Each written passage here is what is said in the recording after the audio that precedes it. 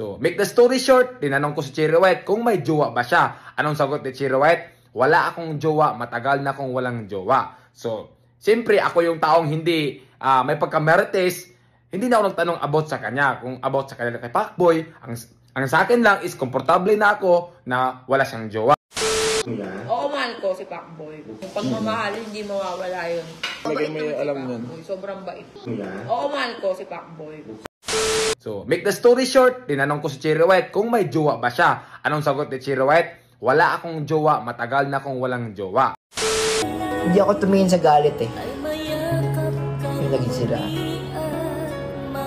Ang tinignan ko kasi dyan yung mga bagay na naitulong mo. Kung paano mo nabago yung isang Pacboy, kung paano mo natulungan.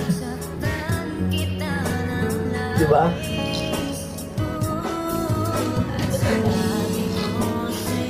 Yun yung tumingin ako sa ano, hindi ako tumingin sa galit ko.